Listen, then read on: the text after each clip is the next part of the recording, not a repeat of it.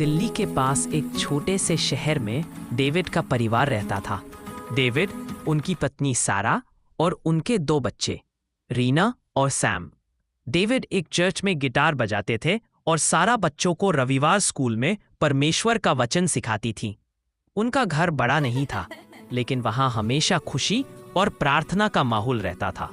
हर सुबह वे सब मिलकर बाइबल पढ़ते और दिन की शुरुआत एक छोटी सी प्रार्थना से करते। डेविड अक्सर कहते, हमारा घर छोटा है, लेकिन जब यीशु हमारे साथ है तो यह किसी महल से कम नहीं। बच्चों को अपने माता पिता की ये बातें बहुत पसंद थीं। एक दिन डेविड की नौकरी चली गई। जिस कंपनी में वो काम करते थे वो अचानक बंद हो गई। घर की आमदनी रुक गई और कुछ ही दिनों में पैसों की कमी महसूस होने लगी। बिजली का बिल बाकी था, किराने की दुकान का उधार बढ़ गया और सैम की स्कूल फीस भी बाकी थी। सारा परेशान थी, लेकिन उसने कहा, डेविड, याद है बाइबल में लिखा है, जो प्रभु पर भरोसा रखता है वह कभी लज्जित नहीं होगा। हमें बस विश्वास बनाए रखना है। उस रात पूरा परिवार एक साथ बैठकर प्रार्थना करने लगा। उन्होंने आंसू बहाए, लेकिन विश्वास नहीं छा। कुछ दिनों बाद डेविड को चर्च से एक फोन आया।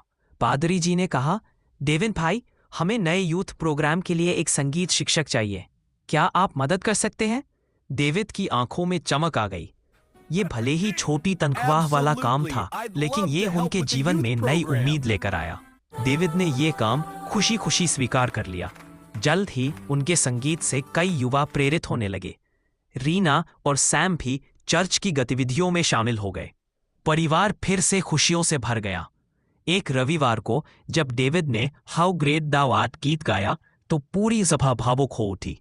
पादरी ने कहा, डेविड भाई, आपने सिर्फ गीत नहीं गाया, आपने विश्वास की गवाही दी है। उस दिन डेविड को एहसास हुआ कि कठिनाइयां हमें तोड़ने नहीं, बल्कि हमें और मजबूत बनाने आती है। कुछ महीनों बाद उन्हें एक स्कूल में म्यूजिक टीचर की नौकरी मिल गई, वही स्कूल जहां सैम पढ़ता था। अब उनका परिवार फिर से स्थिर हो गया था। रात को सारा ने कहा, देखो डेविड, प्रभु ने कैसे सब कुछ ठीक कर दिया। जब हमने विश्वास नहीं छोड़ा तो उसने रास्ता बना दिया।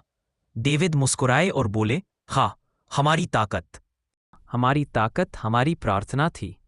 उस दिन के बाद से उनका घर सिर्फ एक परिवार नहीं रहा, वह एक छोटी सी गवाही बन गया कि यीशु में विश्वास रखने वाला कभी निराश नहीं होता।